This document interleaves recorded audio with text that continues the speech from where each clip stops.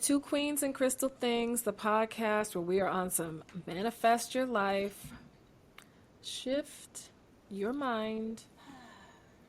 Y'all better shift it and raise the consciousness type of shit. Yes, ma'am. I'm Christy. And I am Mia. And Tell 'em, you girl. all can consider us your spiritual girlfriends. Mhm. Hey. So real quick, y'all, before we get into today's topic.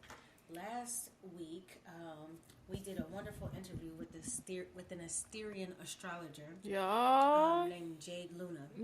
Hey, Jade. And hopefully if you listen to it, you have a better understanding of what Asterian astrology is. And I love that we have all these different methodologies Right.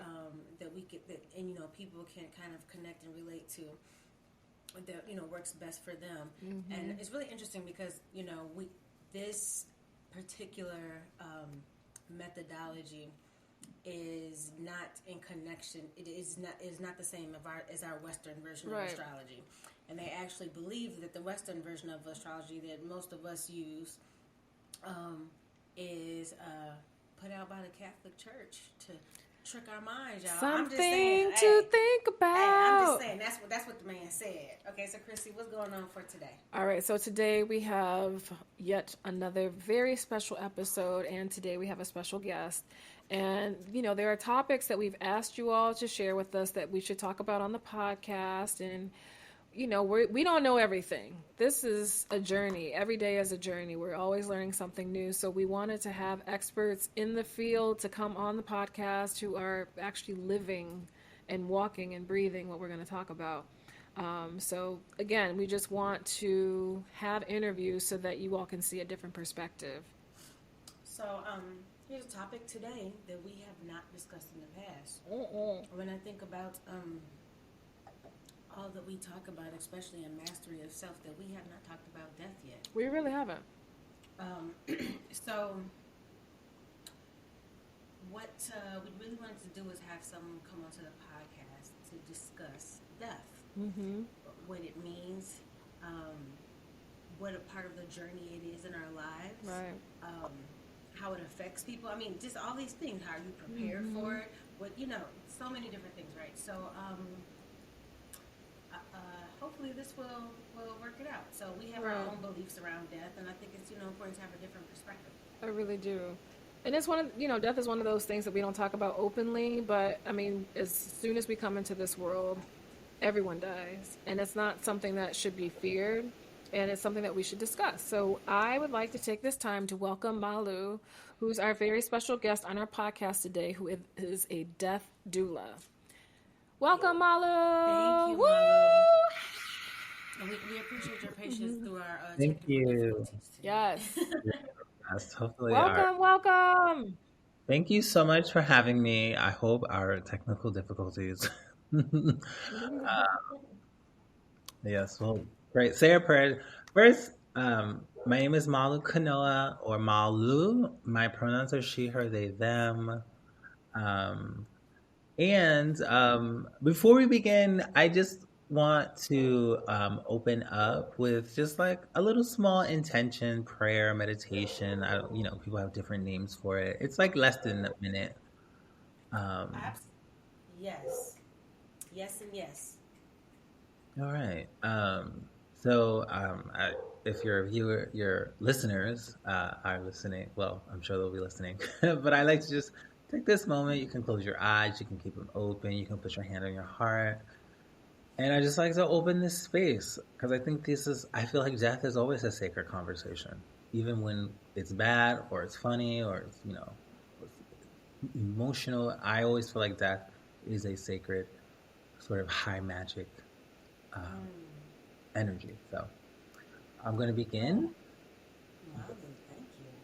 So I'm going to close my eyes. I'm going to put my hand on my heart. We open this sacred space, calling in our ancestors who are integrated, who are there guiding us, protecting us. We call in our sacred watchmen, watchwomen.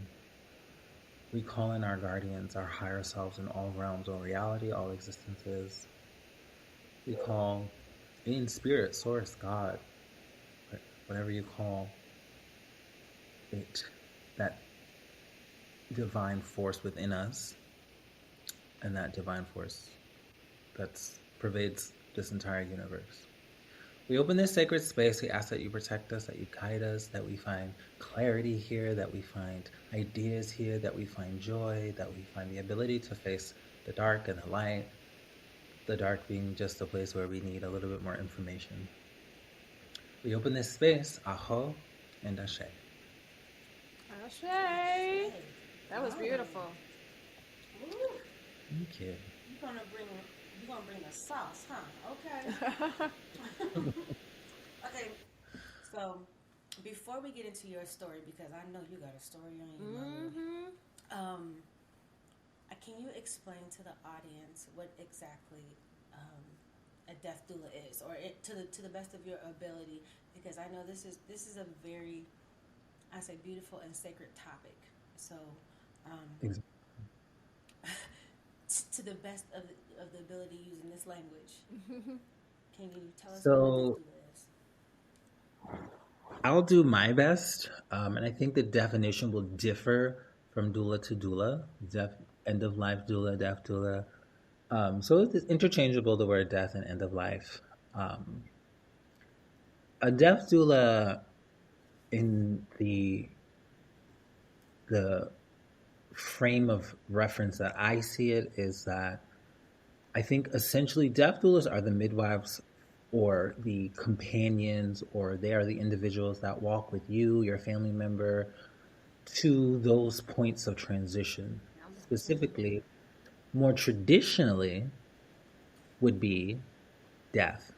So we are stewards helping you towards death as best as we can. Death doulas, they have no ulterior motive. They're not trying to come to a conclusion. They're not trying to get you to believe something. The only thing that we hope that we are doing is getting you to the doorway of death. And that is really the overall scope. Death doulas are not. Death doulas tend to have different trainings, but death doulas come from all walks of life. And I'm assuming when you say all walks of life, you mean all religious denominations, spiritual practices. Is that what you mean? Theoretically, yes. Like, you can be Hindu, Christian, Catholic, Muslim, atheist, because the world, my grandmother always said it takes all sorts to make a world. So, there's all sorts of people. So you need different types of death doula. Like, I'm not going to be the best death doula for everyone. Absolutely. Yeah. Okay. The question that, as soon as I learned of you, I thought, I'm so curious how he chose this path, how or why he chose this path. I'm sorry, sweetheart, why you chose this path. So, Yes. would you please tell us? Sure. So I know, so my pronouns are she, her, they, them. So for some people, it's easier just to say they. Yes. This is definitely, we're the consciousness. I feel like the consciousness is upgrading. So we're seeing so many different things. Sometimes, We I are. identify as a So trans true. woman. I live my life. So for some people, it's like he, she, they get confused. Sometimes they is just the easiest, because, but how did this life call me, or how did this work? How did it find me? Because this work finds you. It's not something. It's not something you necessarily like. You'll go looking for it, and it'll just pop up and be like, "Hey, are you ready?" Yeah, I can see that. So Finds you. I am trained as a registered nurse. So I started working as a nurse 10 years ago almost. And almost 10 years ago, I started working as a nurse. And I really wanted to go and help people. I really felt like, this is a space where I can make good money. I could meet people. I can help people. I can learn. And so I was really excited to get into the work. And then over the course of this, almost decade, I started to really especially right up before the pandemic, I started to feel like, you know what, I'm burnt out. I'm not helping people. I'm just a glorified pill pusher. You know, Yeah. these Oh wow. hospitals, right?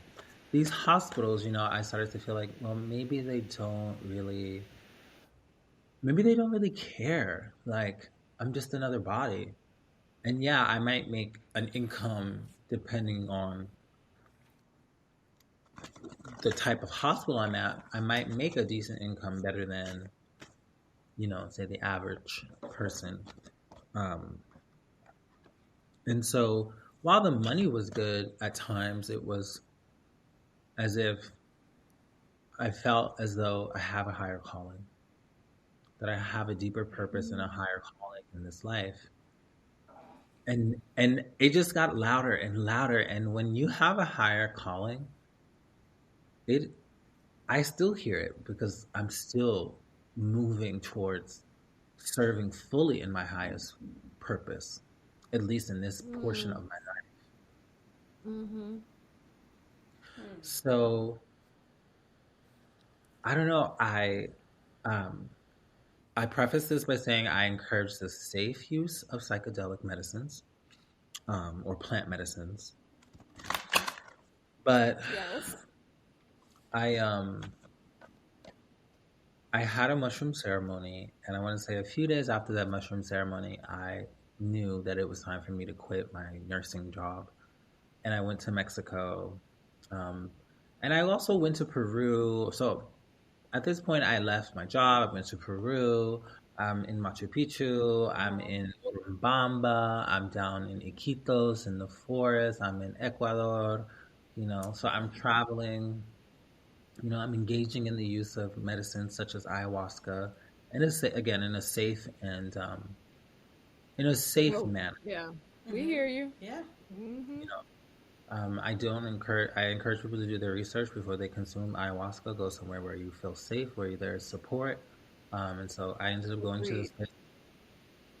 I ended up going to this place called the Arcana, which is in Peru. They have two locations, Urumbamba and they're not paying me for this promotion, but and Iquitos. And the beautiful thing about the jungle is the medicine is strong, and Oh so my Oh. gosh, I can Wait, imagine that. I'm like, oh, I can Malu. only Wow. imagine. yeah, the medicine was really strong, and at the time I was really struggling with my gender.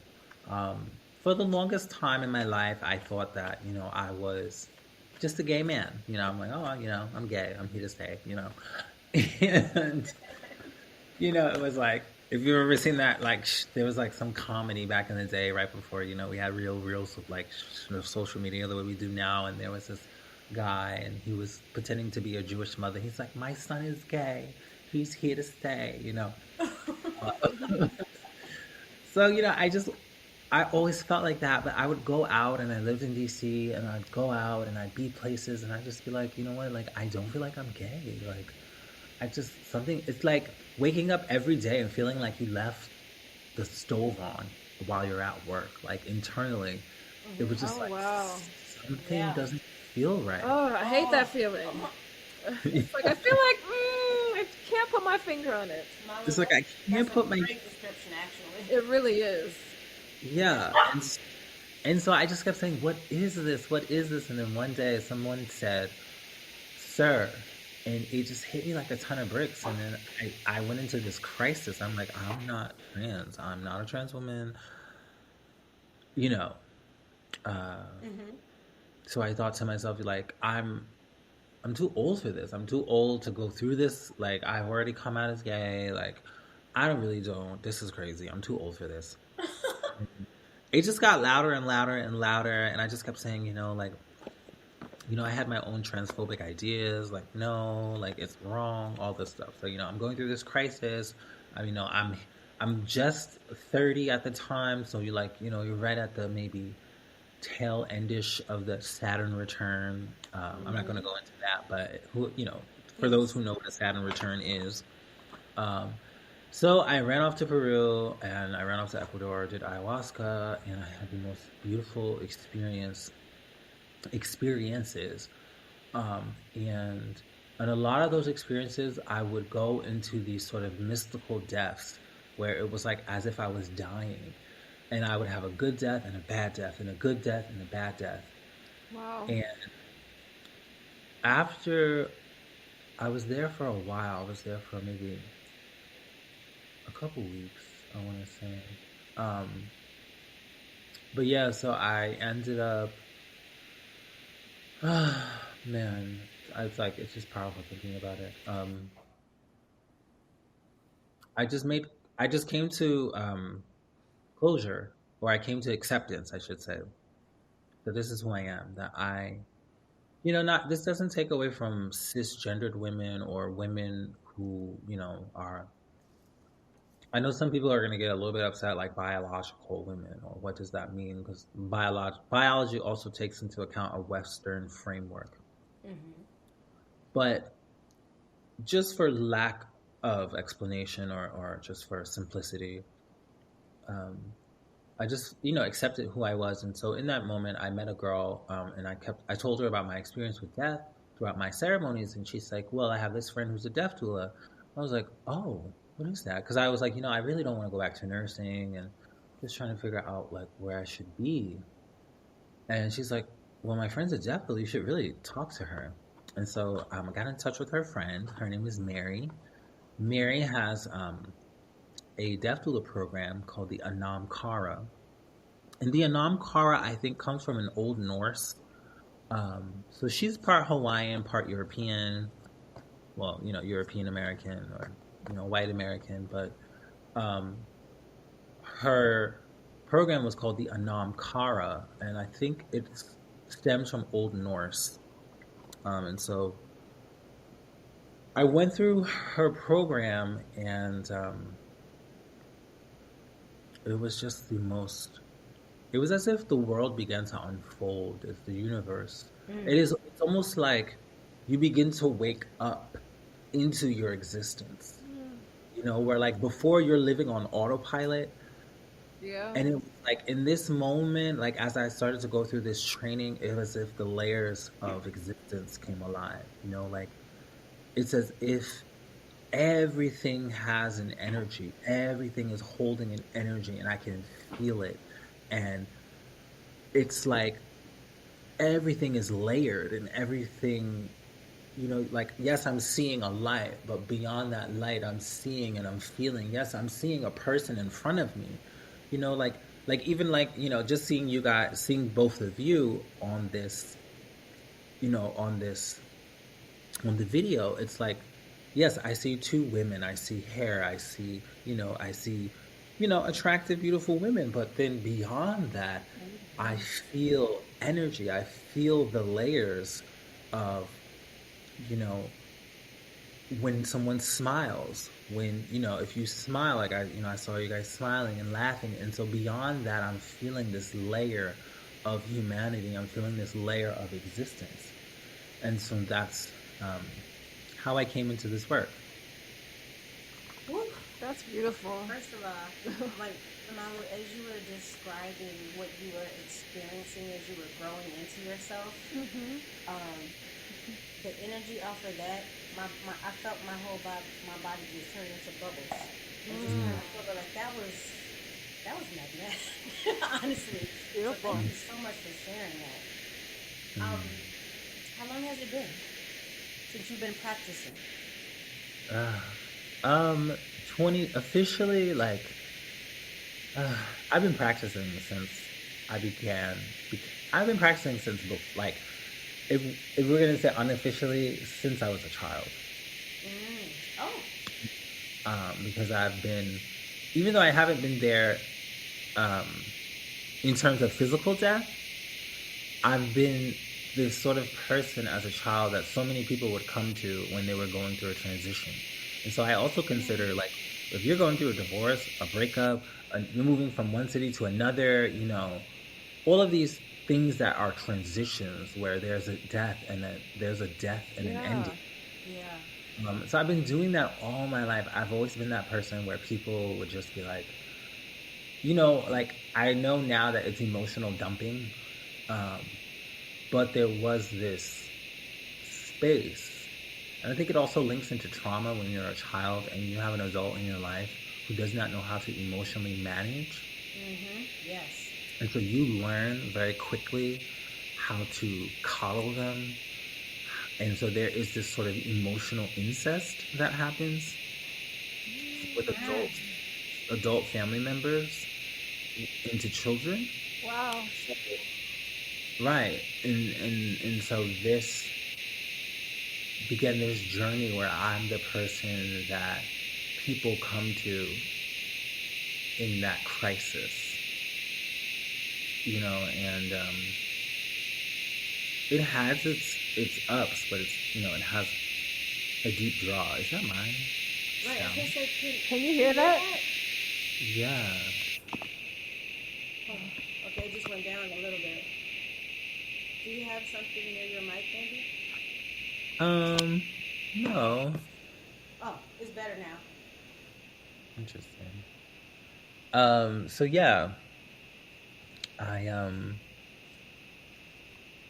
That's really fascinating. So can I ask you like how this work impacts your spiritual life?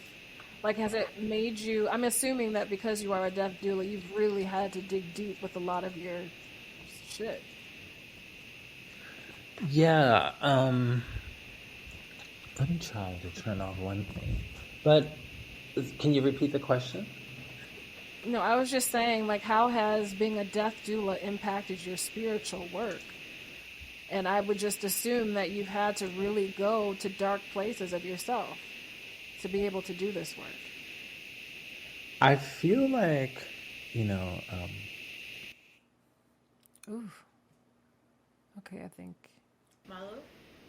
I'm here. Okay. That's I was weird. saying, Can you it hear me? went blank for a second. Yeah, I think you muted yourself, but it's all good Yeah, now. I turned off. I think you have people Yeah, I trying to turned it talk. off and turned it back. So, yeah, I think this work is still, it impacts me every day. Every day I wake up and I think about my death. I know for some people that would be really scary.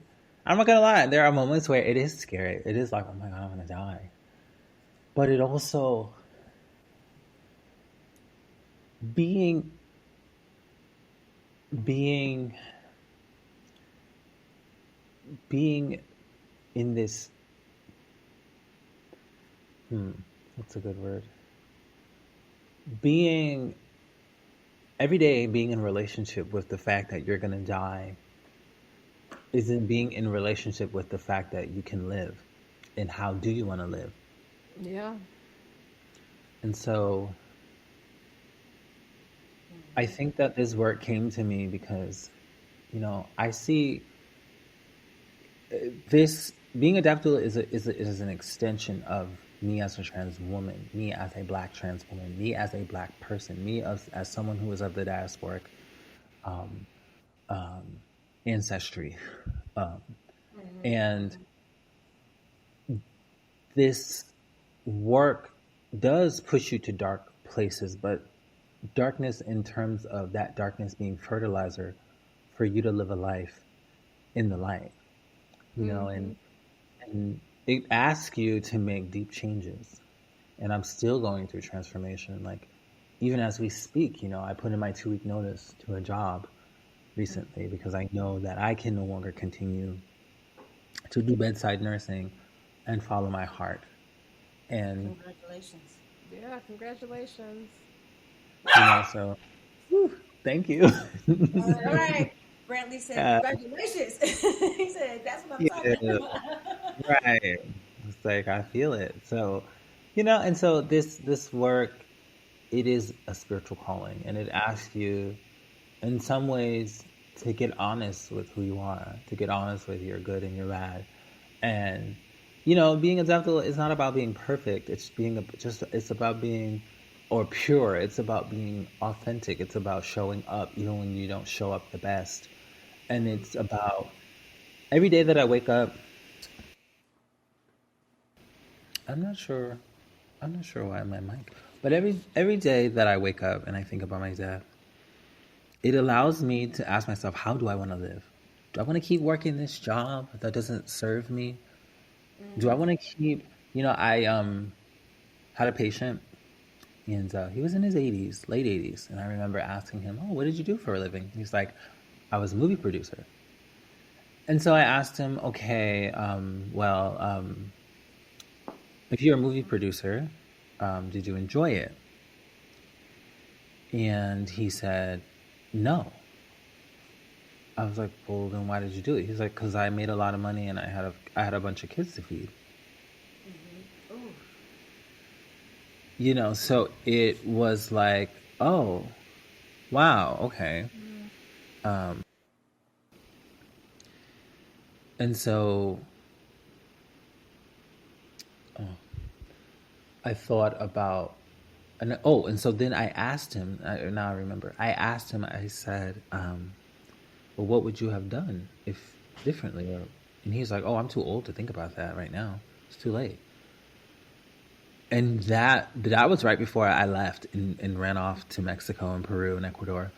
But that was one of those moments where I was like, "Oh, hell no! Oh, hell no! I do not want to be 86 years old, laying in a bed, not doing well, and I thinking mean, back on the you have fact that, to, yeah, I made millions." You know, Malu. You know, that's that's really interesting because you have to think that, you know, this guy that you're talking to, how painful it would be to look back to say what I would have done different, Right. because right? that makes the death even more painful because I didn't do what I really wanted to do. So I can't look back at that. And either way, that's not a I wouldn't say the best way to leave here, Right. feeling I didn't do I didn't do what I came to do. And that's like a testament that money is not everything. Because he Absolutely. truly You- didn't live. He only had a Oh job and made man. all his money just to make sure that his kids were okay. But he didn't live his life fully. Yeah, and it's like you That's would Yeah, think, I oh, that's feel you're that one out. yeah. right. You would think you're a movie producer. You would think, you're a movie producer, and you live, you're living this high life. And some people get that life and they get that taste and they get that money and they realize, what, this doesn't make me happy. But I think that sometimes we live in this quiet misery. We live in a Yeah. complacent, quiet, safe misery because at least, you know, I know this misery. I don't know the misery of failing, or I don't know the misery or the fear. I don't want to know the fear of something not working out. I don't want to know the fear of, well, maybe I'll have a little bit less money until things kind of pick up. And that's kind of been my fear. Leaving nursing has been, well, damn, what am I going to do? Am I going to make as much money? Am I going to be able to take care of myself? Am I going to be able to travel? All of these things. And I'm like, and what being a death doula teaches me is to trust spirit. Oof. Is to trust spirit, like in a way that is scary for so many people because Yeah. we have to be honest. We live in a world full of trappings. We live not, I don't want to say trappings, but we live in a world where we have to figure out our dharma. Screw Uh, those. like, and this is a conversation that my partner and I have. He says I talk too much about it, but I think about how cis heterosexual people get caught up in these lives where the dominant culture or the patriarchal culture, and this is not to come down on men or bash men. There are good men out here. Can Um, you repeat that? Because you kind of went out. oh, okay. So I think that we all have this dharma to sort out, and we come into this world with a dharma to sort out, and so there are all these different things that we get caught in. And I'm watching my siblings have these children, and I'm watching some of them struggle and kind of go through the motions, and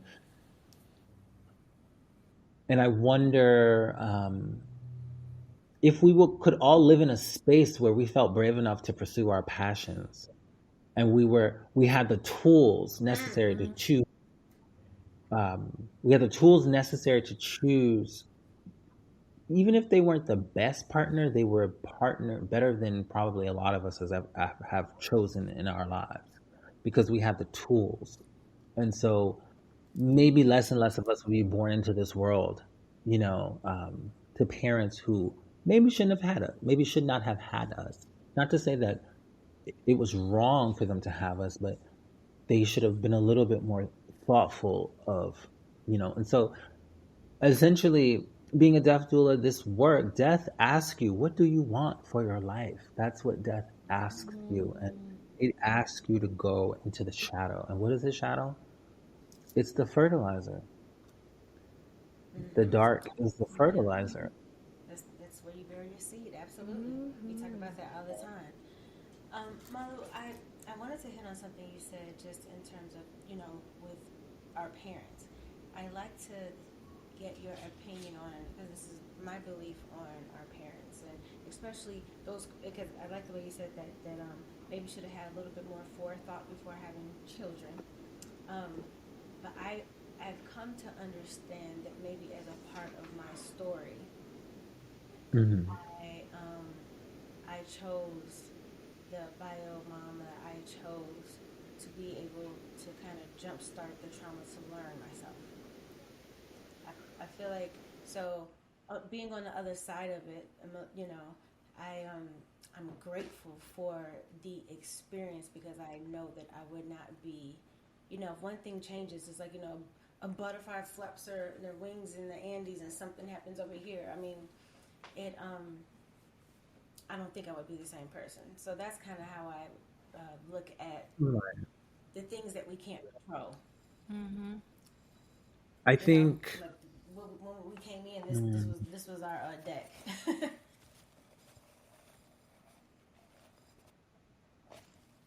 right, right. So, in terms of what was our deck, what was there stacked there?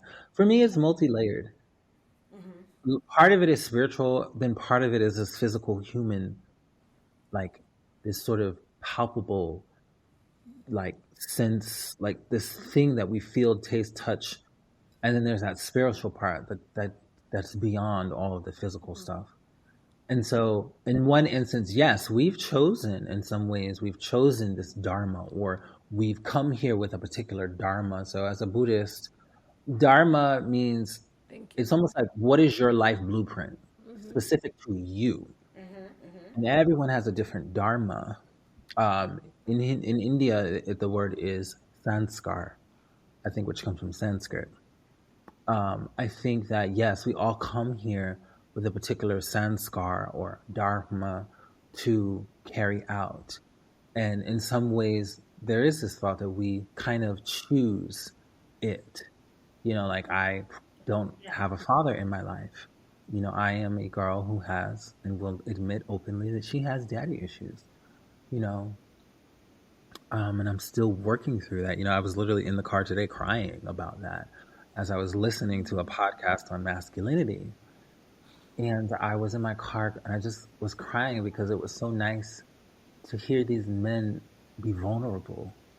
Yeah. And, and I have a partner and we've, just, we haven't been dating very long, but, he's the first man in my life as a woman, as a trans woman, that I'm like, I feel safe. Oof. You That know, feels so good, doesn't it? Mm. like I feel Oh, safe. I feel like I can be myself. And the scariest part is that he sees right straight to my bullshit sometimes. And that is so scary, is that he's in tune and consents, and it's his his love for me is not a performance. yeah. Especially that the fact that I'm a black trans woman and this man will take me out in public and we go to the gym together and we go out to eat, and he kisses me in public and he hugs me, he squeezes on my booty. So, I it's love that. I'm like, who doesn't want that? I don't care I who you know. are. Like, Like who seriously, doesn't who want that? doesn't? right. That feels good, and it must feel so beautiful to feel seen and Yeah. loved. Exactly. And, to I guess I will be that one to bring race into it. Like it's coming from the hands of a black man. Because for me, that's where the majority that's what probably the most of my attraction is in men of color, and more so, black men. And so it's something that sometimes is really scary. So I think that essentially being an absolute, like, it asks you to call into your life every day that you wake up and you say, you know what, I'm gonna die. So then, if I know that, how do I want to live? Right.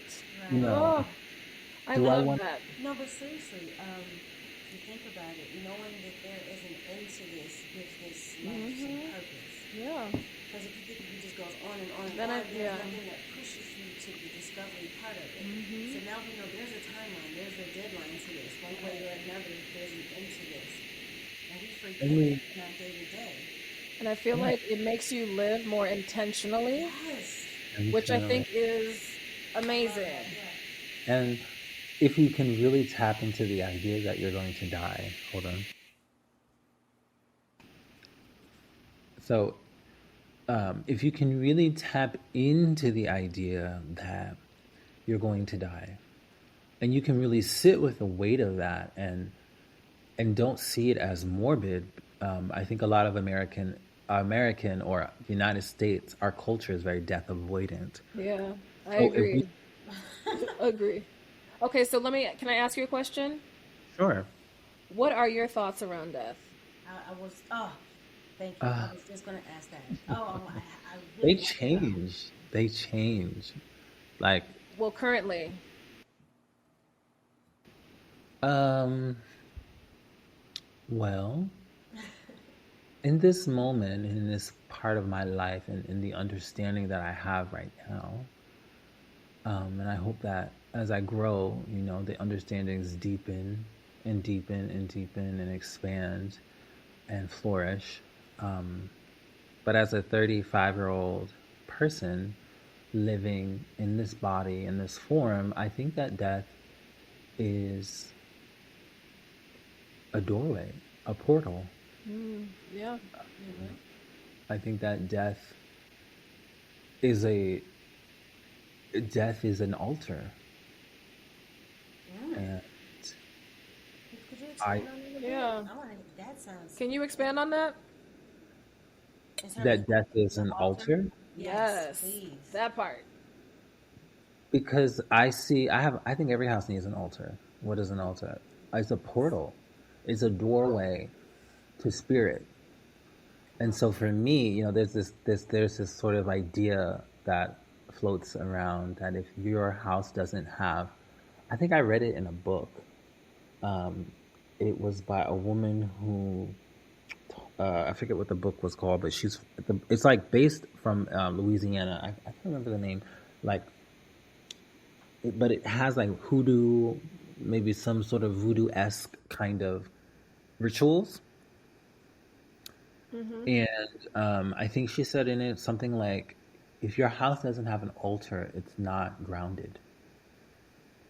And so I think that death is that thing that grounds us into this world. Why am I here? What am I doing here? So death is this altar. It's this place where you go and you give offerings to your life. You give offerings to the people you love, to the people you care about.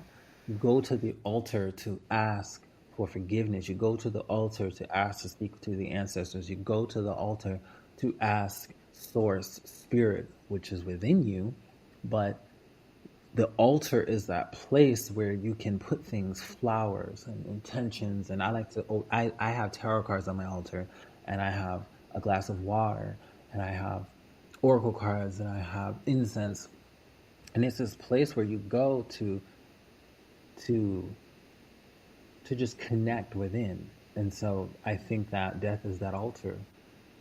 And you go there, and when I think about my death, when I wake up, I look over at my partner, look over at these cats. I'm like, all of this will be no more one day. Yeah. So how am I going to live? The other day I was in the car and I started crying, and my partner, he's like, oh, there you go again. And I was, I had my baby cat Chinasa, because we've been bringing them with us. But I had my baby cat in my arms, and I looked down and I said, if I live to be old, like, I'm going to bury you. Like if I live to be 80 years old, like this cat that's like 7 weeks old, like I'm literally going to watch this cat live and die. And Yeah. I just started crying. I'm like, but this is my little baby. You're my baby. And then I'm gonna have to bury you one day, you know? And so I thought, man, I gotta love this cat. That's how Oh I my am with God. Brandley. I think about That that. is I think about such that with a my just dog. and honest perspective. Yeah. Oh my, I mean, because if you think I wake up every day thinking about death, that you would think that it's morbid. That was so No, it full of makes you life. live. It Oh, really does. Like it oh, forces you to woo. live. It's like, man, because honestly, like you hear, okay, you have 48 days or 48 hours to live. How are you going to live your life? You're going to want to do everything possible. Everything. Everything. What is sleep? Absolutely, What is sleep? What is absolutely. work? What is stressing? Yeah, all this stuff No, that it's mattered, like, everything just goes away You all right. of a know, sudden when you're faced to I death. don't know, right. I don't know if we can get, I don't know, in terms of profanity. I don't, want to be too Oh, honey, you can cuss. but Boo, boo, boo. like, to move into something maybe a little bit more crass, I don't want to be out here getting bad dick. You Right? know, if I know Live your that, life.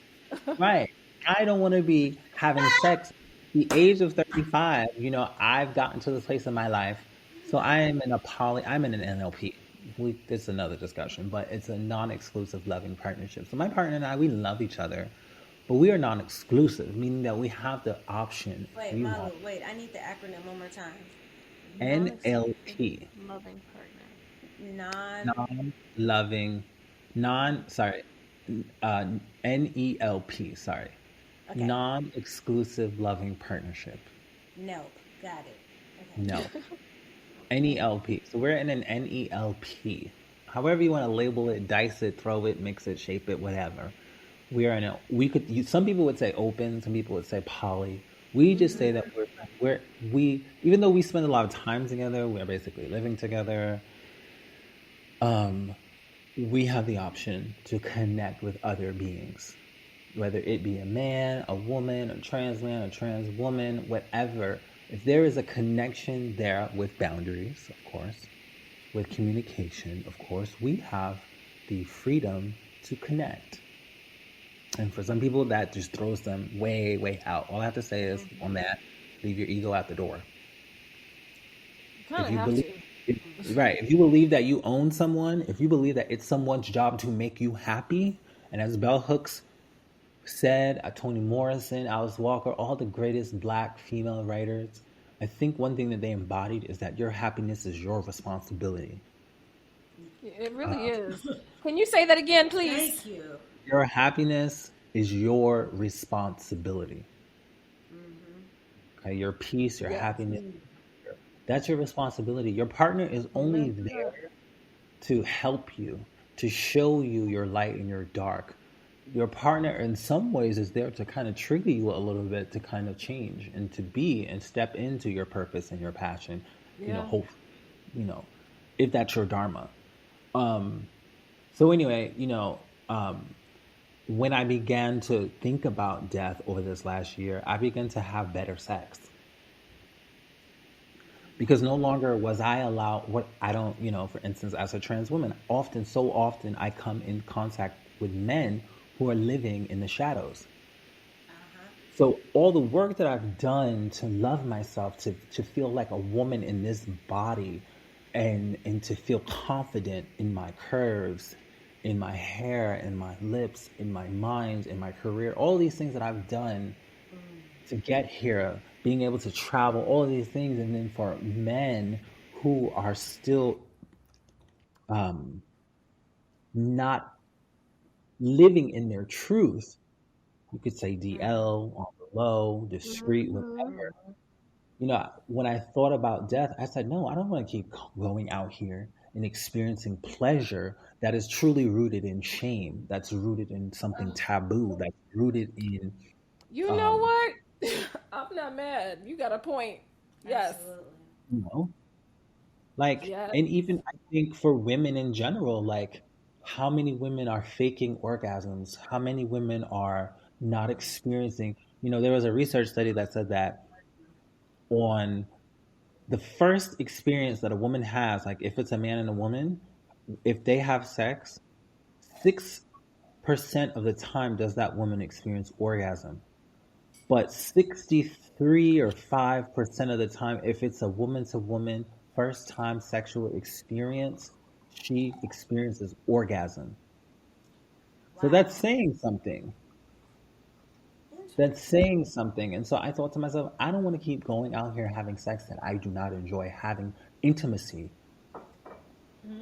I don't want a man who's going to touch my body, who's going to lay in my energy, and I'm going to lay in his energy. I don't want to continue to experience pleasure that is steeped and rooted in shame, that's rooted in um, secrecy, that's rooted in, and one day I'm going to find the best word, but that's rooted in something that Right. you, it's rooted in shame. It's rooted in, oh, I shouldn't be doing this. Oh, Yeah, this no, is that's a dirty. perfect Oh, word. you And know, as you because share then energy, if that's something truly is not pleasure. connecting with someone, yeah, and they're putting You you are know, exchanging energy with shame, which means you're receiving some shame and you're accepting some shame, and now you're Mm-mm. shaming yourself. I mean, Nope. Malu, I think Mm-mm. that what you're No, thank you. saying, love, that's for any and everybody. Like we should honestly reconsider connecting with anyone who is Right. not loving of themselves as they are. I right? agree. And so that death, I've been having the best sex of my life in the last year. I've had the best intimacy and pleasure, and and allowing that sacred whore and that sacred feminine and that sacred, the Ooh, sacred slut to okay, sort of come out for I like her. this. I like the sacred whore. okay, Lilith. Right? For Yeah. that sacred freak or that sacred horny, ravenous, like warrior woman to come out of the closet, and you can say to her, girl, it's okay to come out, like it's fine, like you can do no wrong in my eyes, and so being a death doula, I'm able to tap into deeper levels of pleasure beyond orgasm, pleasure beyond, oh, I'm eating this bowl of Thai yellow Mm. curry, or like I'm able to really tap deeper into pleasure when I am in the presence That's of so an true. intimate Because partner, like think about if that was your last meal. Like, how would you enjoy your last meal? I think Our being in a last space glass of wine. where you're judgment free, that's freeing. Right. Like right? And you are that's really, so and freeing. you are experiencing this new level of pleasure. You are allowing yourself to Oh, experience it because you won't have this again. So everything is like tapped in, everything is open, everything is present. that's beautiful. Exactly. It It's really like, is. That is and beautiful. it's like death in its own way is orgasm. And it's like this year, I've had these wonderful, fulfilling, sexual, intimate moments with my partners in a way in which the focus is sometimes it's not even on the orgasm, but just the experience Mm-hmm. of, and when we are, because an orgasm is a petite death, like I think in Yeah. French or That's something, what's orgasm is a that's what it petite, means in French, yeah. you know, and so It it's really like is. death is its own orgasm. It's a physical orgasm that we all will have. If we wanna look at it in another layer, death is the final orgasm here. You know. Well, but I mean, think about That's that. true. Looking at death as pleasure. Oof. Right. Malu. Death as pleasure. Death Malu. as grief. Is pleasure in grief? There is, because when you're grieving Absolutely. something, you're thinking about, well, what was good. A year Yes. ago, I was with a You are man so right. Yes. who, I grieved him because we had such good times, but we had horrible times. Oh my God, horrible. But I grieved because I was like, well, but I loved him, and I thought about all the good moments. Granted, luckily I got out of that thanks to a good therapist. Got out of that real quick, and then We need our a healing year, clinicians. Yeah, we do.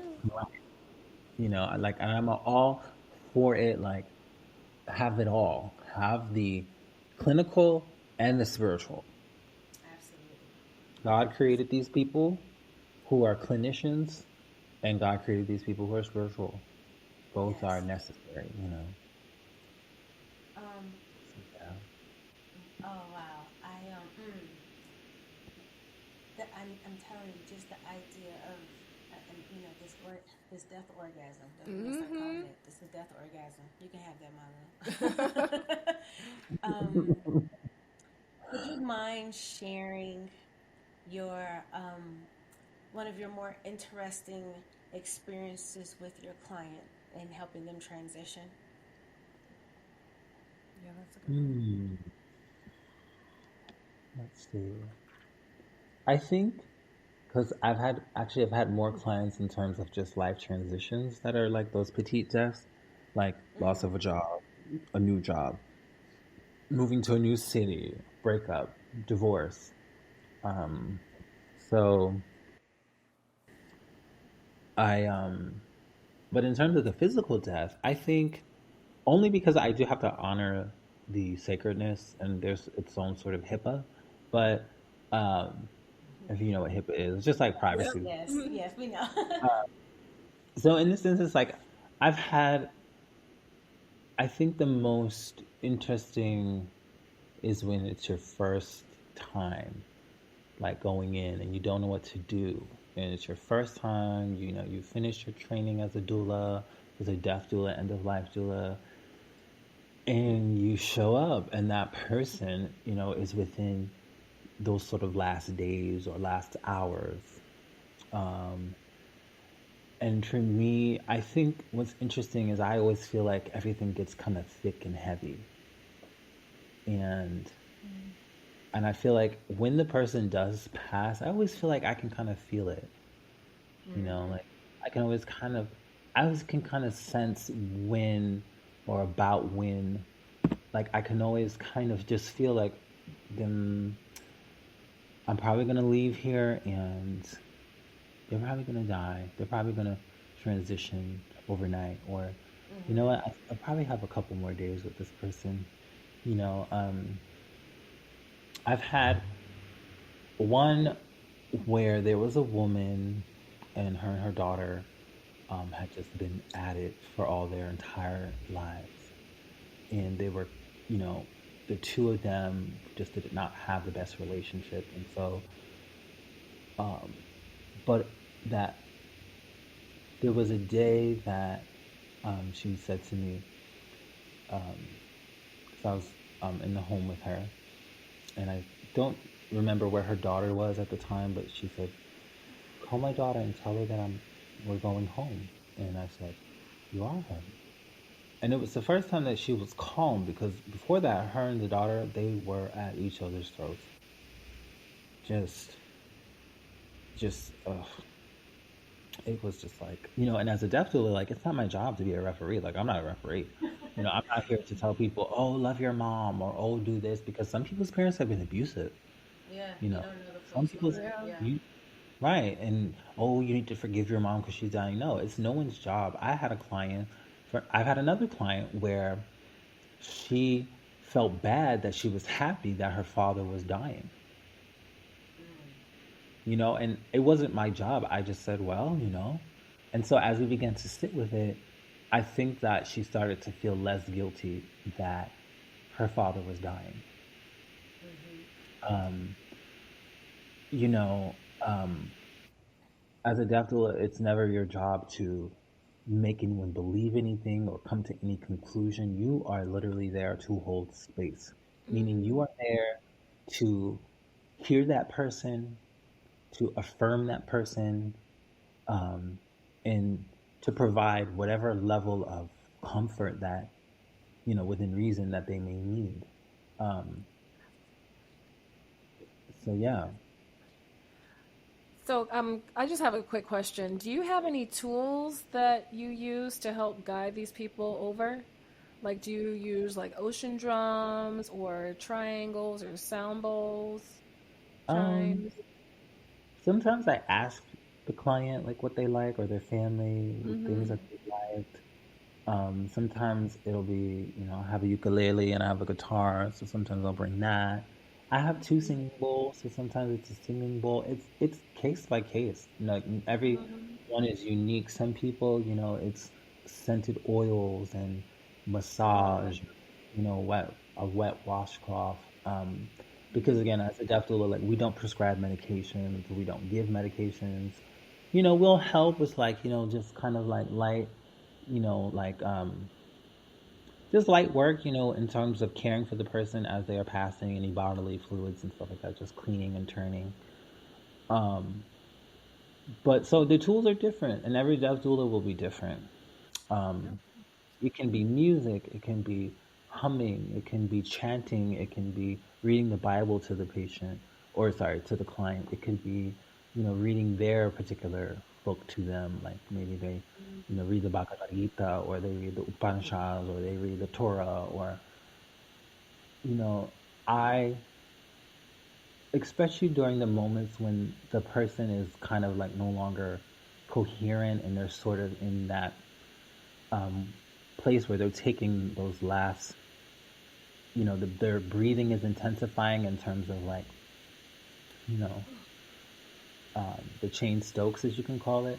I like to just meditate. Sometimes I like to just let them know. I don't always touch them. I don't know why I don't do that, but sometimes, like when they're, especially as they're starting to pass and they're starting to go through the different signs and stages of death, I'll just meditate, and I'll just say it's okay. And then sometimes, you can touch their hand, you know, um, and just let them know that it's okay. It's okay to Malu, step through the portal.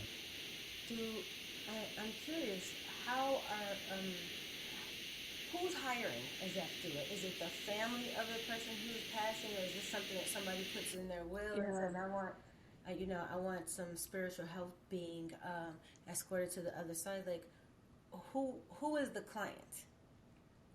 Um, Sometimes it's their family member after the fact. So, um, I I can count on both hands how many clients I've had. But thus far, I'm just getting started. I've had one, two, three. I've had like 6 or 7 clients over the last 2 years. Um, I want to take this work full time and really put myself out there. But I've had close friends and or um, I've been referred by friends, um, and it can be your family. So it could be you still grieving from the death of your father or your mother, and kind of trying to just come to amends with that. And so you're reaching out because maybe you don't want like clinical support, but you want more emotional, spiritual, that sort of somatic or holistic sort of support that doesn't feel sterile. And so in those moments, um, I think that I show up to be like, we can do a legacy project. Okay, how do you want to honor that parent? How do you want to remember that parent? We can do a legacy project where you make a collage, or you make a necklace out of it, like maybe something that they had, or um, you get something framed, or whatever is that legacy project. Sometimes it's the family. It's a family that contacts you because their family member is dying and they want you to be there because they're not sure how to hold space. Other times it's people who are trying to figure out their end of life wishes. Do I want to be a full code? Meaning, do I want people to do CPR? Do I want to be a DNR and DNI? Meaning, do not intubate me, do not do CPR. Let me pass. Oh, okay. So sometimes people need help figuring those things out. Marlo, this was absolutely fascinating. It really is. I Thank can you. honestly say that in this conversation, it's even helped me to see a little bit more beauty in death. And I've always felt it wasn't necessarily the end, but and I like how you describe it as portals because I kind of do think it's just a doorway. Um, Malu, thank you so very much. I hope you guys enjoyed this as much as we did. This was absolutely amazing. You are a treasure chest of wisdom to only be 35. So Thank you. I appreciate it. So, Malu, we usually do like the crystal of the week for our episode, and I'm curious as to what crystal you are currently working with and why. Well, right now on my neck I have amethyst, and I guess I got it because I wanted to tap into deeper levels of my knowing and my being as I make this transition into this work as a death doula. So I got the amethyst just so that I could hear maybe more divinely or more fine tuned, so that I could hear deeper into my own spirit what I need. Amethyst is good for I love that. Yeah. Yeah. I like that you all work with stones. Like I see. I don't know a lot about stones. Crystals are amazing. Absolutely. They are like little beings. They are consistent friends. They really are. I mean, they're like little record keepers. You can tap into those little things, and there's so much wisdom that you can get from crystals. I love them. Absolutely. Love them. Malu, would you please share with us your social media tags where people can find you and hear a little bit more about your story? You are an absolutely fascinating woman. Thank you so much. Yes, thank you. So you can find me on Instagram.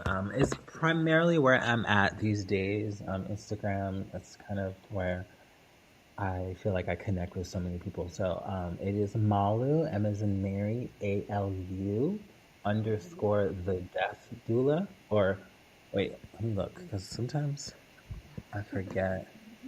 It's gone through multiple iterations in terms of.